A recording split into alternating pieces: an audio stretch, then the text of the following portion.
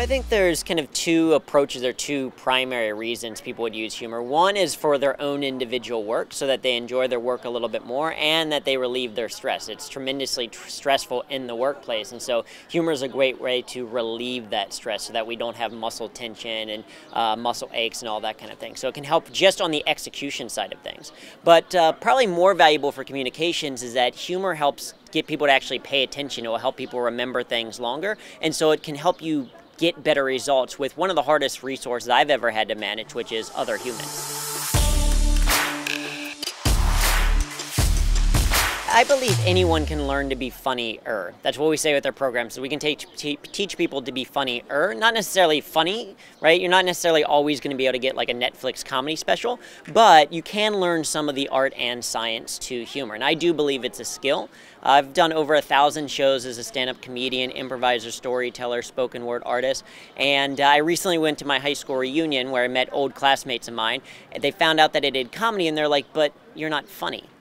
And that's because growing up, I was never the life of the party or class clown type person. It was something that I learned a little bit later in life. And so you can learn things like structure, you can learn things like timing, and just like any skill, you get better at it through practice and repetition.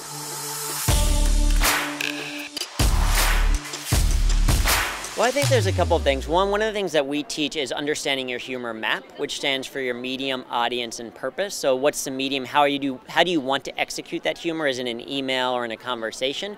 Who is your audience? What do they know? What do they need? What do they expect? And then finally, what is your purpose? Why do you want to use humor? Is it just for the sake of fun, or is it because you want people to pay attention, or you want to build rapport with someone? When you have that understanding and that level of intention, makes humor a little bit more, one, intentional in the workplace, but allows you to practice it. And like any skill, it comes from that practice and repetition. I think one of the things people can do that's pretty easy, they can start to kind of tune their ear to whenever they hear laughter, whenever they make someone laugh, reflect on that a little bit and say, okay, what was it that I did that made people laugh? And oh, could I repeat that same line in the future in a different scenario or something similar to it? That level of reflection on the past can lead to action in the future.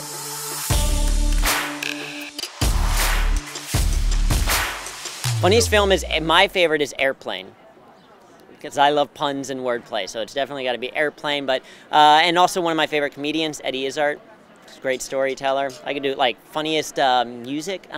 Book of Mormon is probably the funniest musical that I've ever seen. Any other funny things? And I love puns and wordplay in general.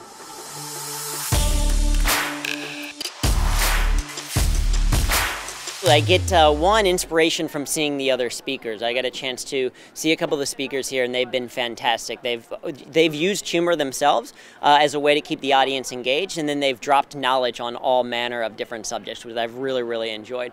And then for me, it's also fascinating to always come and do humor in different countries. I grew up in the U.S., but to learn that humor is very much, it is cultural based, but it's a very human phenomenon. Everyone loves to laugh. It's just changing what it is that people laugh about that maybe changes with the cultures. And so for me, it's very exciting to see what is it that's making people laugh, what's their sense of humor, and how can I touch into that to help them be better in what they do.